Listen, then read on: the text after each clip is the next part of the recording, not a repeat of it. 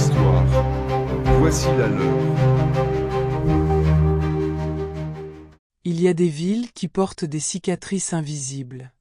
Des quartiers entiers où quelque chose s'est passé, quelque chose que les murs ont absorbé, que les trottoirs ont gardé en mémoire.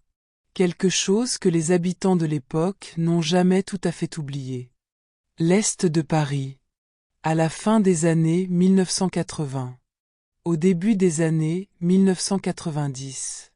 C'est un Paris populaire, vivant, coloré. Des immeubles anciens aux portes qui se referment lentement. Des cafés où les gens se retrouvent le soir après le travail. Des rues que des milliers de Parisiens empruntent chaque jour sans y penser. Et dans ces rues, dans ces immeubles, dans ces parkings souterrains plongés dans la pénombre, un homme chasse. Pendant 7 ans. 7 ans. Il suit, il attend, il frappe. 7 femmes assassinées, des dizaines de vies brisées, et une France entière qui se demande: qui est le tueur de lait parisien? Son nom, c'est Guy Georges.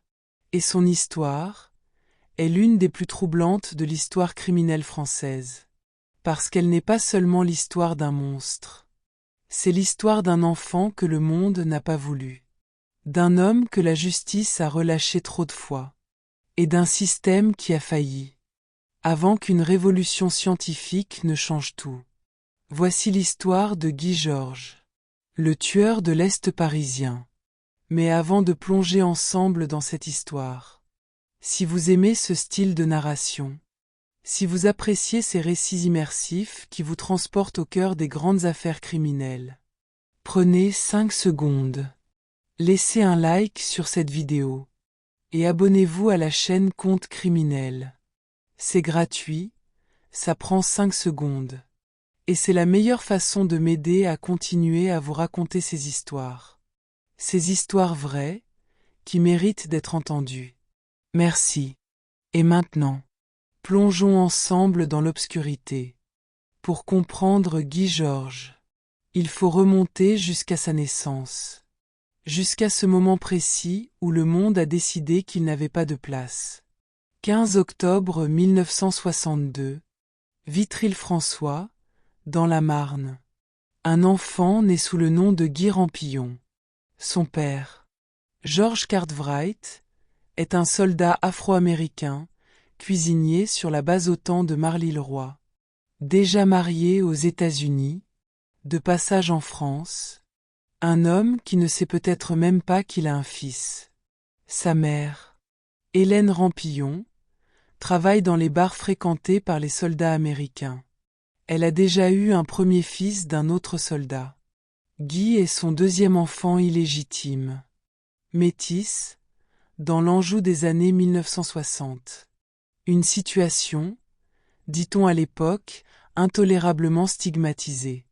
Hélène Rampillon ne reste pas. Elle part s'installer en Californie avec son fils aîné. Et laisse Guy derrière elle. Elle ne lui rendra jamais visite lors de ses rares retours en France. Jamais. L'enfant est d'abord confié à des nourrices qu'elle ne paie pas, puis remis à la DAS le 9 mai 1963, qui le place dès le 4 juin dans la famille Morin, en banlieue d'Angers. Un foyer qui comptera jusqu'à 13 enfants adoptés. 13 enfants, dans une maison où chacun cherche sa place. Et Guy, lui, ne peut même pas être adopté légalement. Parce que sa mère n'a jamais signé les papiers officiels d'abandon. Elle ne l'a pas gardé, mais elle ne l'a pas lâché non plus. Elle l'a laissé dans un entre-deux. Sans famille, sans identité, sans racines. Le 2 février 1966. La DAS constate officiellement l'état d'abandon de l'enfant. Il devient pupille de l'État, sous le matricule 5086. Un numéro. Et puis, le 23 février 1968, par décision de justice, son nom de naissance est effacé, remplacé par le patronyme Georges, tiré du prénom de son père absent. Son acte de naissance original est remplacé par un faux document. Une pratique que les psychiatres appellent la mort généalogique. L'effacement de l'identité d'origine d'un enfant. Une pratique jugée si violente, si fondamentalement contraire aux droits humains, qu'elle sera interdite en 1996. Le docteur Henri Grinspan, l'un des psychiatres ayant examiné Guy Georges, observe. C'est parmi ces sujets de mort généalogique que l'on rencontre le plus souvent des enfants qui transgressent les lois de façon violente et agressive. Guy Rampillon est mort ce jour-là. Guy Georges est né. Et la question de ses origines, de son vrai nom, de son père inconnu, va le hanter pendant toute sa vie. Dans les squats parisiens où il vivra plus tard.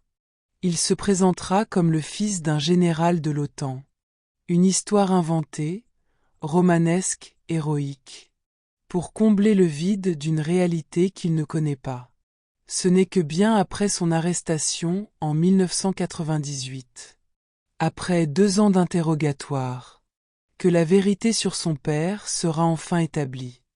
Son avocat François Honorat rapportera ce moment avec une émotion rare, quand on lui annonça enfin le nom de son père. Ce fut comme s'il était né de nouveau. Il bondissait de joie. Il avait retrouvé l'identité qu'il avait recherchée toute sa vie. Toute sa vie, 35 ans de vie, 35 ans à ne pas savoir d'où il venait, 35 ans à chercher, et cette femme morte entre-temps. Guy Georges grandit dans la famille Morin, entouré de 12 autres enfants adoptés, dans cette banlieue d'Angers où personne ne ressemble vraiment à personne, et où lui, métis, fils de soldat américain inconnu, ne ressemble à personne du tout. Sa scolarité est chaotique. Solitaire, souvent mis à l'écart. Il passe ses adolescents à se promener dans les bois, à chasser, à vider lui-même le gibier.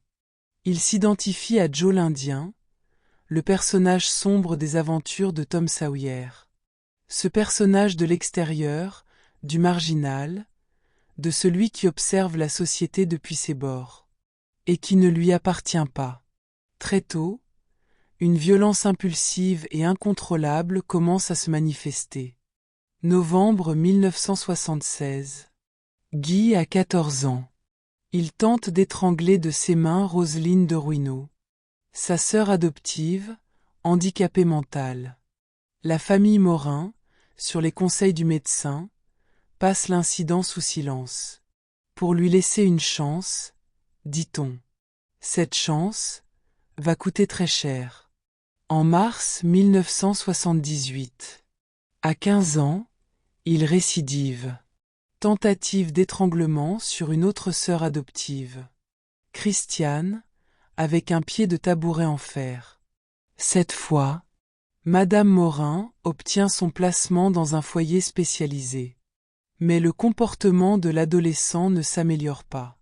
En février 1979, il agresse Pascal C. à la sortie d'un bus, tente de la racketter, puis de l'étrangler. Elle s'échappe. Il est arrêté, brièvement incarcéré, et libéré 1 semaine plus tard, sans aucun suivi. En mai 1980, il poignarde à la joue Roselyne C. lors d'une agression particulièrement violente. Condamné à 1 an ferme. Il sort de prison le 10 février 1981, sans suivi spécialisé d'aucune sorte. Libre de prendre un bus et de partir pour Paris. Il arrive dans la capitale avec un de ses frères adoptifs, ayant financé le voyage en dérobant 20 000 francs dans la caisse d'un foyer de jeunes majeurs. Un geste qui dit tout de l'état dans lequel il est.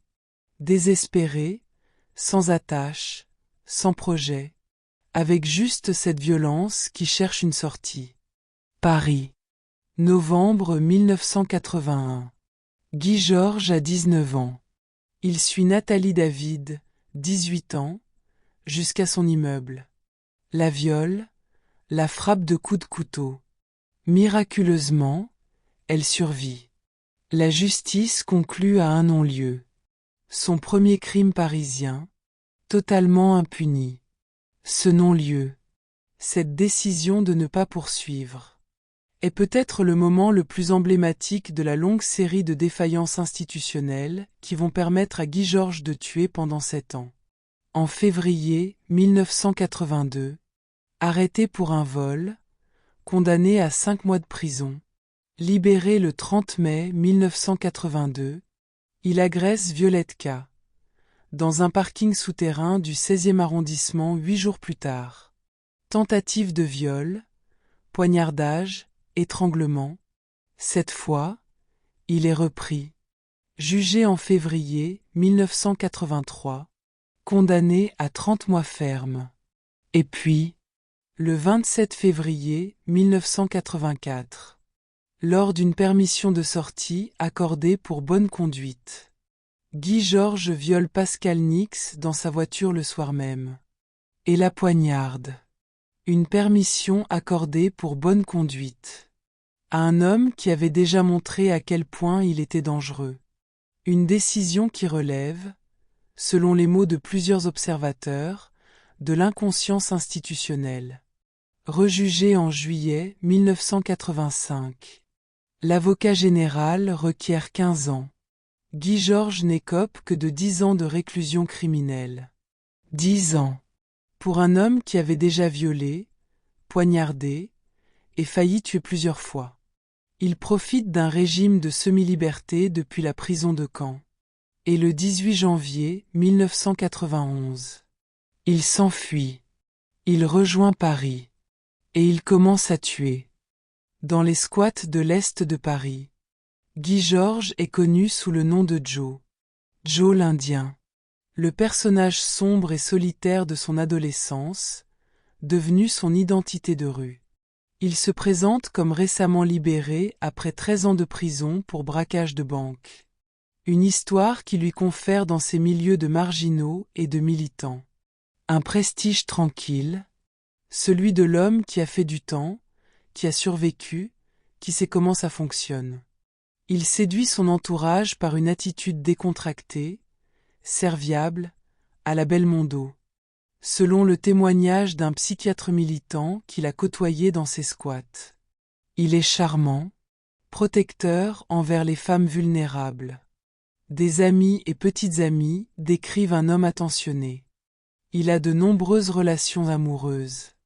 Il rit, il plaisante, il aide.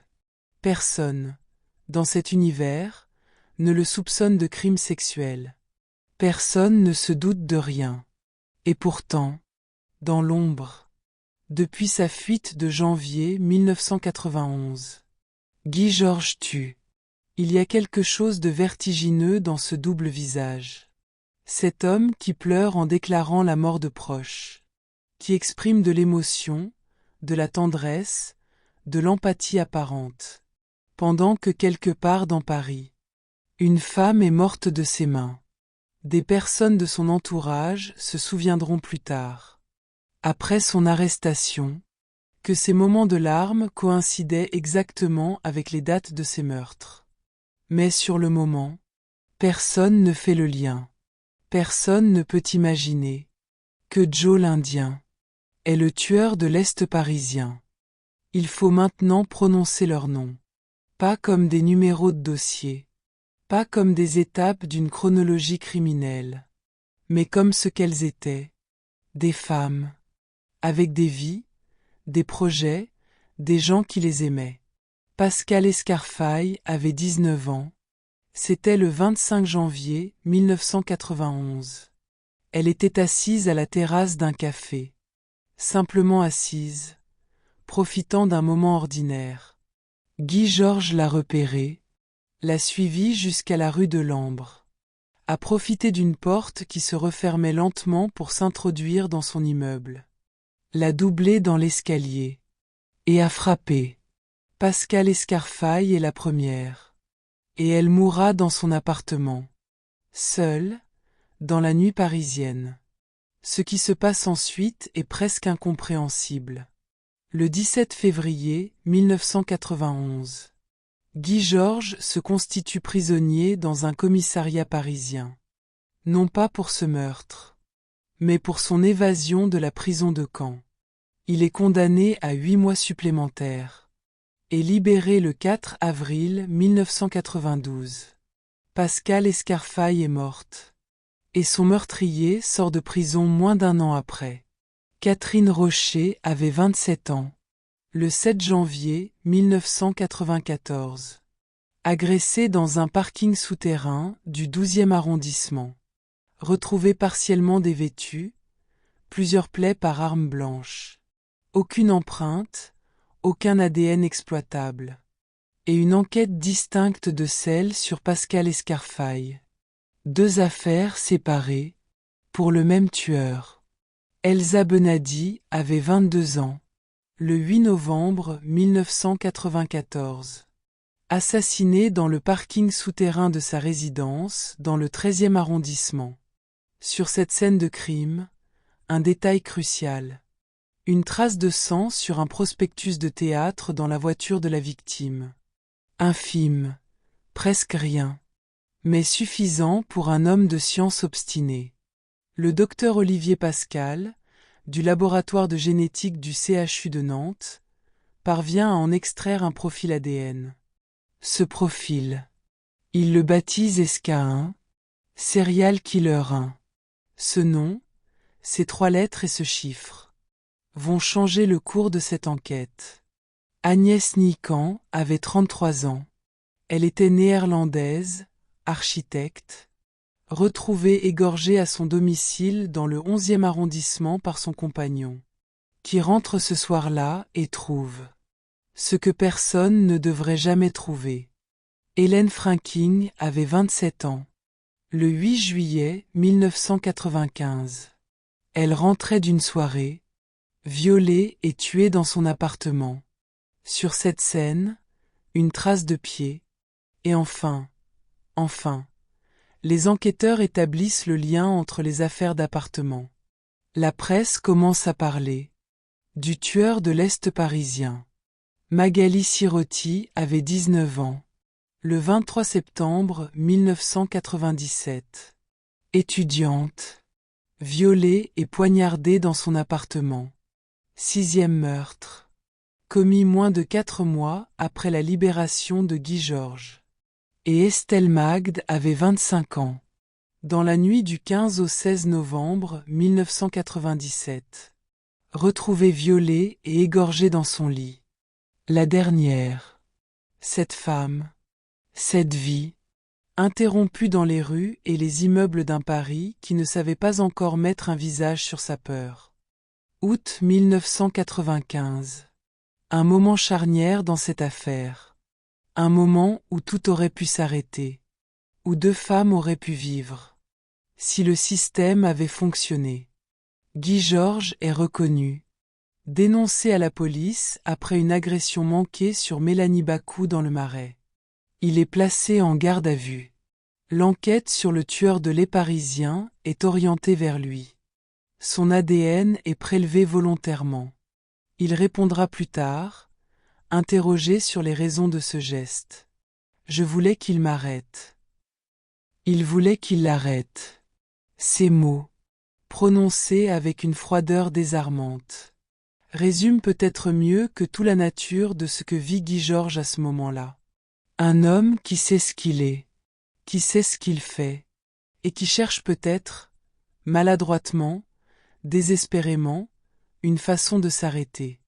Mais son ADN, cet échantillon précieux, prélevé de sa propre main, en quelque sorte, n'est jamais comparé à SK1. Pourquoi ? Parce qu'il n'existe pas encore de fichier génétique national en France. Parce que les restrictions liées à la protection de la vie privée compliquent les comparaisons. Parce que le profil SK1 et l'ADN de Guy Georges se trouvent dans 2 laboratoires différents. Dans 2 affaires différentes. Dans 2 enquêtes qui ne se parlent pas. Guy Georges est condamné à 30 mois ferme pour la seule agression sur Mélanie Bacou. Il est libéré le 5 juin 1997. Moins de 4 mois plus tard, Magali Sirotti est morte. Et 5 mois après, Estelle Magde, 2 femmes. Mortes parce qu'une comparaison ADN n'a pas été faite. Bloc 8. La révolution de l'ADN et l'arrestation. Après le meurtre d'Estelle Magde. Quelque chose change dans l'enquête. Les 4 groupes de la brigade criminelle, qui travaillaient jusqu'alors en parallèle, dans une véritable guerre des polices, sont enfin fusionnés sous une direction unique. L'existence d'un tueur en série à Paris devient une certitude officielle. Et un juge d'instruction décide d'agir différemment. Le juge Gilbert Thiel. Il obtient la centralisation de tous les dossiers et prend une décision sans précédent dans l'histoire judiciaire française. Il ordonne au docteur Olivier Pascal de comparer le profil ADN SK1 à l'ensemble des profils génétiques conservés dans sa base, soit plus de 3500 échantillons. Cette décision se heurte immédiatement à des résistances. Les réserves du laboratoire scientifique de Lille. Les inquiétudes de la CNIL sur la vie privée. Mais Thiel impose la comparaison, avec une formule qui restera dans les annales. On verra bien le jour où on l'aura arrêté. Si quelqu'un met en cause la légalité du procédé. Le 24 mars 1998. Le docteur Pascal annonce le résultat. SK1. C'est Guy Georges. L'ADN prélevé lors de son arrestation en 1995 pour l'agression de Mélanie Bakou correspond parfaitement au profil du tueur de l'Est parisien. La révélation suscite un immense soulagement et une profonde, douloureuse frustration. Car Guy Georges avait déjà été interpellé. Son ADN avait déjà été prélevé 3 ans plus tôt, et 2 femmes sont mortes depuis. Le juge Thiel assumera publiquement cette responsabilité institutionnelle avec une franchise rare. On ne peut pas être satisfait. Car immédiatement, on sait qu'on a une responsabilité dans ce qui est arrivé aux 2 dernières victimes. Le 26 mars 1998. 2 jours après la révélation. Des policiers repèrent Guy Georges à la sortie de la station de métro Blanche à Paris. À Montmartre. En pleine journée. À midi. Sous le soleil de mars. Il est arrêté dans la rue. Sans résistance. Il a 35 ans. En garde à vue, il avoue rapidement plusieurs crimes. Avec cette froideur qui stupéfie les enquêteurs habitués aux criminels qui nient, qui crient, qui pleure, qui joue la comédie. Guy Georges, lui, avoue. Après le meurtre d'Estelle Magde. Quelque chose change dans l'enquête. Les 4 groupes de la brigade criminelle qui travaillaient jusqu'alors en parallèle, dans une véritable guerre des polices, sont enfin fusionnés sous une direction unique. L'existence d'un tueur en série à Paris devient une certitude officielle.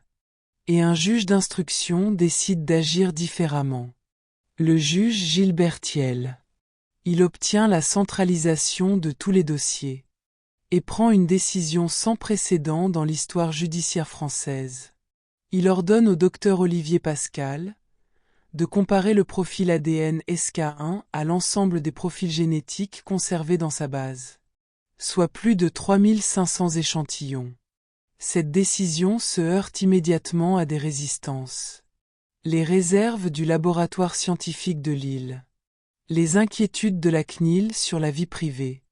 Mais Thiel impose la comparaison, avec une formule qui restera dans les annales. On verra bien le jour où on l'aura arrêté. Si quelqu'un met en cause la légalité du procédé. Le 24 mars 1998. Le docteur Pascal annonce le résultat. SK1. C'est Guy Georges.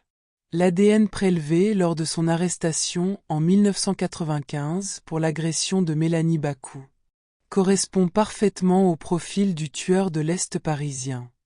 La révélation suscite un immense soulagement et une profonde, douloureuse frustration. Car Guy Georges avait déjà été interpellé. Son ADN avait déjà été prélevé 3 ans plus tôt, et 2 femmes sont mortes depuis. Le juge Thiel assumera publiquement cette responsabilité institutionnelle avec une franchise rare. On ne peut pas être satisfait. Car immédiatement, on sait qu'on a une responsabilité. Dans ce qui est arrivé aux 2 dernières victimes. Le 26 mars 1998. 2 jours après la révélation. Des policiers repèrent Guy Georges à la sortie de la station de métro Blanche à Paris. À Montmartre. En pleine journée. À midi. Sous le soleil de mars. Il est arrêté dans la rue. Sans résistance. Il a 35 ans. En garde à vue, il avoue rapidement plusieurs crimes. Avec cette froideur qui stupéfie les enquêteurs habitués aux criminels qui nient. Qui crient, qui pleure, qui joue la comédie. Guy Georges, lui, avoue. L'arrestation de Guy Georges provoque un séisme institutionnel que la France n'avait pas anticipé. Un séisme dont les ondes de choc se font encore sentir aujourd'hui. Car au-delà du soulagement de voir le tueur derrière les barreaux, au-delà du chagrin des familles et de la colère de l'opinion, une question s'impose avec une force irrésistible. Comment est-il possible qu'un homme ait pu être interpellé en 1995, son ADN prélevé, et qu'aucune comparaison n'ait été faite avec le profil escaïn? La réponse est simple et terrible. Parce qu'il n'existait pas encore en France de fichier national automatisé des empreintes génétiques. Quelques mois après l'arrestation de Guy Georges, la loi du 17 juin 1998 est adoptée, instaurant le FNAEG, le fichier national automatisé des empreintes génétiques. D'abord limité aux délinquants sexuels, puis élargi en 2003 à l'ensemble des personnes condamnées ou mises en cause pour crimes ou délits graves. Ce fichier, aujourd'hui l'un des plus importants d'Europe avec plusieurs millions de profils enregistrés, est directement né de l'affaire Guy Georges et des dysfonctionnements qu'elle a mis en lumière. Sa seule existence a permis depuis de résoudre des centaines d'affaires criminelles en France. Des meurtres résolus des années après les faits. Des agresseurs identifiés grâce à une trace laissée sur une scène de crime. Des familles qui ont enfin obtenu une réponse. Grâce à une loi née de la mort de cette femme dans les rues de Paris. Qui est vraiment Guy Georges? C'est la question que se sont posées les psychiatres, les criminologues, les journalistes et les familles des victimes. Pendant le procès, et longtemps après. Les experts psychiatriques qui l'ont examiné dressent un portrait d'une cohérence tragique. Entre le parcours de vie et le passage à l'acte. La mort généalogique subie dès l'enfance. L'effacement de son identité d'origine. Le rejet maternel absolu. L'absence du père. La marginalisation raciale dans l'Anjou des années 1960. Tout cela a creusé chez lui une blessure narcissique fondamentale. Une blessure d'où surgit, selon les psychiatres, une haine des femmes multiformes. Les femmes comme objet de désir. Les femmes comme objet de domination. Les femmes comme objet d'anéantissement. Car c'est une femme, sa mère, qui l'a abandonné. C'est une femme qui a décidé qu'il ne méritait pas d'être gardé. Et cette blessure originelle, jamais soignée, jamais même reconnue, s'est transformée au fil des années en quelque chose d'irréparable. Les psychiatres le décrivent comme une personnalité psychopathique, dotée d'une intelligence au-dessus de la moyenne, incapable d'empathie réelle, malgré les apparences sociales trompeuses qu'il s'est projetées avec une aisance troublante. Martine Monteil, ancienne chef de la brigade criminelle, le décrit simplement. Une machine à tuer. Et Guy Georges lui-même, lors de son procès, prévient les jurés avec une lucidité glaçante. Il ne faut pas me libérer. Car je vais recommencer. Ces mots, prononcés dans une salle d'audience, devant les familles de ses victimes, ne ressemble pas à un aveu de repentance. Il ressemble à une revendication, froide, posée, définitive, celle d'un homme qui sait ce qu'il est, et qui n'espère plus être autre chose. Pendant 7 ans, Guy Georges a chassé dans les rues de l'Est de Paris, et personne ne l'a vu venir. Pour comprendre comment, il faut comprendre comment il opérait. Il repère ses victimes dans les cafés, les rues, les entrées d'immeubles. Il les observe. Il les suit à distance, sur de longues périodes, sans se faire remarquer, sans éveiller le moindre soupçon, car il a l'air de quelqu'un de normal, de quelqu'un qu'on pourrait croiser dans n'importe quelle rue parisienne, et ne pas regarder à 2 fois. Il profite des immeubles anciens de l'Est parisien, ces bâtiments aux portes qui se referment lentement. C'est quelques secondes entre le moment où quelqu'un entre et le moment où la porte se claque. Quelques secondes qui suffisent à un homme déterminé pour se glisser à l'intérieur. Ses victimes ne se doutent de rien jusqu'au dernier instant. Son mode opératoire est précis, méthodique, répétitif. Ligotage, bâillonnement, déshabillage. Et cette signature que les enquêteurs auraient dû reconnaître bien plus tôt. La mort par égorgement au couteau, la coupure du soutien-gorge en son centre. Des indices de connexion entre les affaires. Longtemps négligés, longtemps attribués à des criminels différents. Car il y a dans cette enquête une absurdité tragique.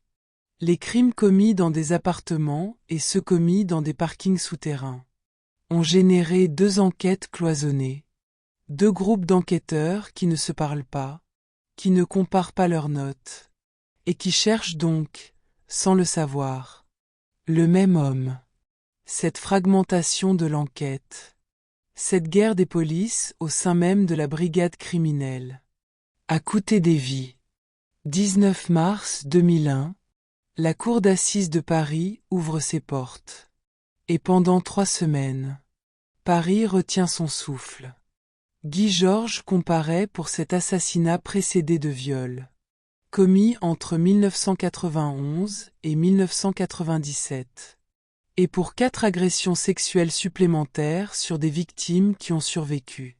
Dans la salle, les familles des victimes, ses pères, ses mères, ses frères, ses sœurs, ses compagnons, qui ont attendu des années pour ce moment, qui se retrouvent aujourd'hui face à l'homme qui leur a pris quelque chose d'irremplaçable. Guy Georges alterne les attitudes au fil des audiences. Tantôt prostré, comme absent, tantôt arrogant, presque provocateur. Il conteste certains aveux qu'il affirme avoir été contraint lors de sa garde à vue. Mais les preuves ADN, les témoignages des survivantes, les connexions entre les scènes de crime, sont écrasantes. Et puis, pendant la procédure, une révélation. L'identité de son père américain, retrouvée par une enquête généalogique menée par ses avocats, est enfin établie. Son avocat François Honorat décrit ce moment avec une émotion palpable, quand on lui annonça enfin le nom de son père. Ce fut comme s'il était né de nouveau. Il bondissait de joie. Il avait retrouvé l'identité qu'il avait recherchée toute sa vie. Mais cette révélation, jugée très tardive par les observateurs, change radicalement sa stratégie de défense. Avant d'apprendre la nouvelle, il était prêt à reconnaître ses crimes aux assises, pour épargner aux familles davantage de souffrance. Après, il veut s'attaquer à l'ensemble du système. Les audiences sont également marquées par les témoignages des victimes survivantes. Elisabeth Ortega, Estelle Fouque, ces femmes qui ont regardé leur agresseur dans les yeux, et qui ont choisi de revenir dans cette salle, pour dire la vérité, devant tout le monde. Le 5 avril 2001, le réquisitoire de l'avocat général requiert la peine maximale. Le 6 avril 2001, après délibération, la Cour d'assises de Paris reconnaît Guy Georges coupable des 7 assassinats et de 3 des 4 agressions reprochées. Il est condamné à la réclusion criminelle à perpétuité, assorti d'une période de sûreté de 22 ans.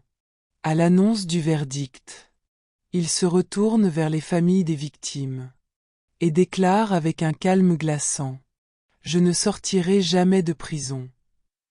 Vous pouvez être tranquille. Dans cette affaire, il y a des femmes dont on ne parle pas assez, des femmes qui ont survécu, qui portent elles aussi le poids de ce qu'elles ont vécu, et qui ont eu le courage de témoigner. Annie Le Fléouté, Elisabeth Ortega, Mélanie Bacou, Estelle Fouque, Valérie Lausanne. Ces femmes ont regardé le même homme dans les yeux, celui qui les a agressées, violées, laissées pour mortes, ou simplement qui a essayé. Elles ont survécu, par chance, par instinct, par la force de leur résistance. Et elles ont choisi de parler. C'est Mélanie Bacou dont la plainte a conduit à l'arrestation de 1995. C'est son ADN prélevé ce jour-là qui aurait dû tout changer. Si le système avait fonctionné. C'est Elisabeth Ortega qui a fourni la description sur laquelle les enquêteurs ont travaillé pendant des années. Une description qui ne correspondait pas parfaitement à la réalité, mais qui était ce qu'elle avait pu faire dans l'état de choc qui était le sien. Ces femmes ne sont pas des statistiques. Elles ne sont pas des détails d'une enquête criminelle. Elles sont des êtres humains qui ont traversé l'inimaginable et qui sont restés debout. Mars 2026. Guy Georges est toujours incarcéré à la maison centrale d'Ansisheim, dans le Haut-Rhin, un établissement pénitentiaire de haute sécurité qui abrite plusieurs des criminels les plus dangereux de France, dont Francis Holm, Nordal Lelandais et Jonathan Daval, avec lequel Guy Georges aurait noué une relation cordiale. Selon la mère de ce dernier qui déclare: « Il vient nous dire bonjour, il est très gentil, très poli. » Une anecdote qui illustre peut-être mieux que tout ce double visage que Guy Georges a toujours su projeter. Charmant en surface, implacable dans l'ombre. Sa période de sûreté de 22 ans a expiré en mars 2020. Guy Georges est donc techniquement libérable depuis cette date. Il peut formuler des demandes de liberté conditionnelle. Mais à ce jour, il semble n'avoir formulé aucune demande formelle de remise en liberté, respectant en apparence la promesse faite aux familles lors de son procès. « Je ne sortirai jamais de prison. Vous pouvez être tranquille. » En janvier 2025, une vidéo TikTok vue plus de 250 000 fois affirmait faussement qu'il avait été libéré, une fake news réfutée par le parquet de Paris et les médias de vérification, mais qui a replongé pendant quelques jours les familles des victimes dans une angoisse qu'elles n'auraient jamais dû ressentir. L'affaire Guy Georges a profondément transformé le paysage judiciaire et policier français, d'une manière qui dépasse largement les frontières de cette seule affaire. Il y a d'abord le FNAEG. Ce fichier génétique national naît directement des lacunes de cette enquête, qui a depuis permis de résoudre des centaines d'affaires criminelles en France. Des meurtres élucidés des années après les faits. Des agresseurs identifiés grâce à une trace microscopique laissée sur une scène de crime. Le FNAEG est l'héritage direct, concret, mesurable, de l'affaire Guy Georges. Il y a ensuite la leçon sur la fragmentation des enquêtes. La division en plusieurs groupes distincts au sein même de la brigade criminelle a coûté la vie à au moins 2 femmes supplémentaires.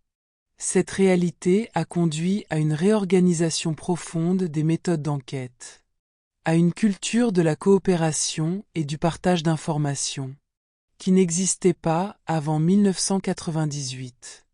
Il y a la question des récidivistes. À chaque sortie de prison, Guy Georges était plus violent, À chaque liberté accordée, sans suivi, sans surveillance, sans aucun mécanisme de protection. Des victimes supplémentaires. Cette affaire a relancé le débat sur le suivi judiciaire et psychiatrique des délinquants sexuels condamnés. Un débat qui n'est toujours pas totalement résolu, mais qui a au moins été posé clairement. Et puis, il y a le film L'affaire SK1, sorti en 2014. Réalisé par Frédéric Tellier, avec Raphaël Personnaz et Nathalie Baye, qui reconstitue avec précision le travail du juge Thiel et de l'inspecteur Frédéric Lefebvre. Ces hommes qui ont refusé de lâcher, qui ont imposé la comparaison ADN contre vent et marée, et qui ont finalement eu raison. Guy Georges est né sous un autre nom, dans un monde qui ne voulait pas de lui.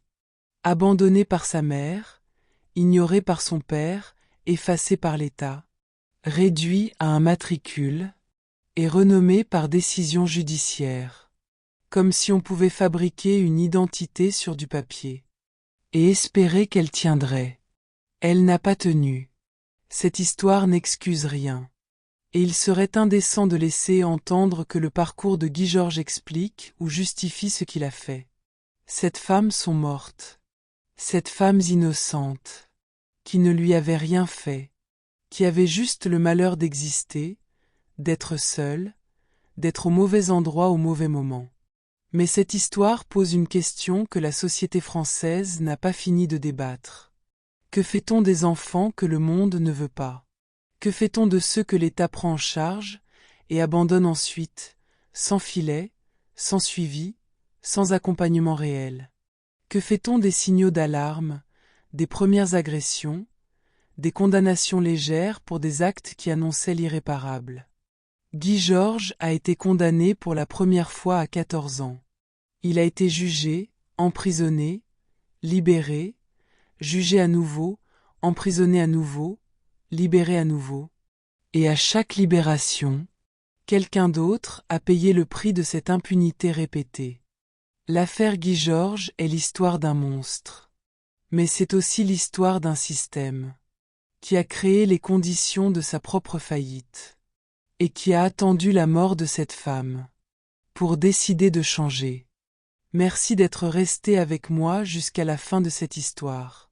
Si elle vous a touché, si elle vous a fait réfléchir, partagez-la autour de vous.